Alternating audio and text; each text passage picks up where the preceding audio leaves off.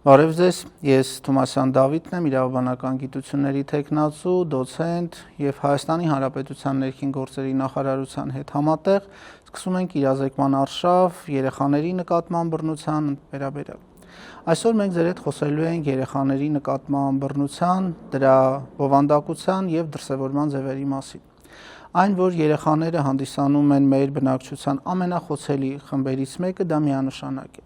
Եվ որքան էլ մենք լինենք երեխայասեր ազգ, մենք ունենում ենք իրավիճակներ, երբ որ երեխան ենթարկվում է բռնության, ընդ որում նաև բռնության ամենադաժան ձևերի։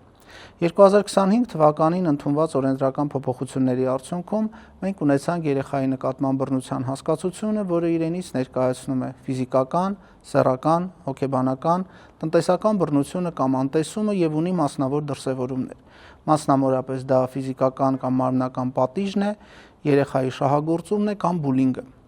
Որ դեպքերում է երեխան ենթարկվում բռնության, ցանկացած, այսինքն երեխան կարող է բռնության ենթարկվել եւ բակում, եւ դպրոցում, եւ ընտանիքում, եւ ցանկացած այն միջավայրում, որտեղ ինքը կա։ Կա թյուր պատկերացում, որ բռնությունը միայն իրականացվում է ֆիզիկական եղանակով, այսինքն երբ որ երեխայի անատոմիական ամբողջականության վրա ազդեցություն են ունենում, բայց երեխայի նկատմամբ բռնությունը համարվում նաեւ նրան զրկելը կենսական կարևորագույն պահանջմունքները ապահովելու հնարավորությունից, նրա նկատմամբ որոշակի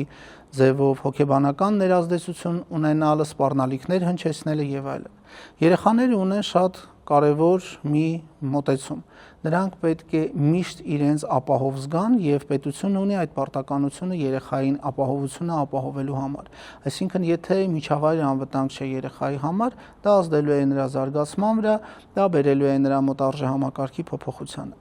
Երեխայի նկատմամբ տարբեր դրսևորումներ ունենում են տարբեր ազդեցություն եւ ուժգնություն։ Մենք տարանջատում ենք բռնության երկու տեսակ. քրեորեն պատժելի բռնություն, որը որ անվանվում է հանցագործություն, եւ քրեորեն ոչ պատժելի բռնություն, այսինքն դրանք ավելի նվազ վտանգավորություն ներկայացնող գործողություններն են։ Երբ որ ծնողը շփվում է իր երեխայի հետ, ինքը պարտադիր պետք է հիշի,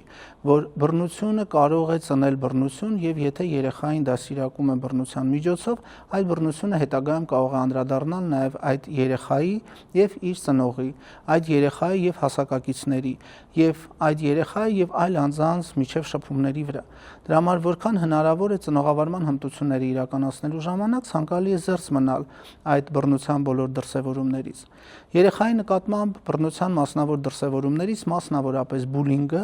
այս վերջի ժամանակահատվածում ավելի լայն տարածում է գտել մասնավորապես դպրոցներում։ Տվյալ պարագայում երեխային թիրախավորում են ելնելով իր որոշակի առանձնահատկություններից եւ սկսում են տհաճ վերաբերմունք դրսևորել նրա նկատմամբ, որը կարող է լինել բացասական, կարող է լինել վիրավորական, կարող է հանգեցնել երեխայի մոտ որոշակի հետևանքների, ընդհուպ միջև կարող է դա իրականացվել նաև կիբերբուլինգի տեսքով, այսինքն առցանց միջավայրում։ Երեխաների նկատմամբ բռնության պարագայում մենք պետք է հիշենք, որ շատ դեպքերում երեխան կարող է անմիջականորեն չզգա այդ բռնության հետևանքը, բայց մեծահասակը պետք է գիտակցի, որ ոչ մի բռնություն չի մնում առանց հետևանք։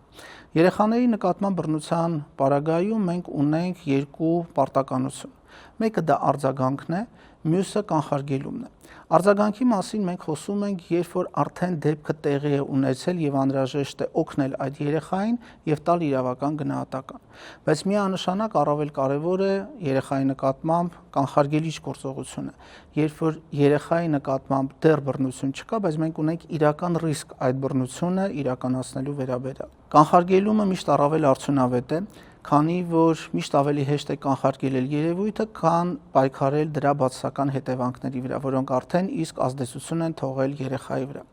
Ընդ որում երեխայի նկատմամբ բռնության պարագայում մենք պետք է ունենանք համագործակցված մոտեցում տարբեր պետական եւ տեղական ինքնակառավարման մարմինների միջեւ։ Մասնավորապես այստեղ ունեն բավականին մեծ դերակատարում ոստիկանության ծառայողները, համայնքի սոցիալական աշխատողները, առողջապահության համակարգի ոլորտի աշխատողները եւ տրամաբանական է կրթական հաստատությունների մանկավարժական եւ հոգեբանական անձնակազմը։ Միայն այս բոլոր մարմինների ճիշտ եւ համագործակցված աշխատանքի արդյունքում մենք ունենանք եւ ճիշտ արձագանք եւ կանխարգելիչ գործողությունների իրականացում։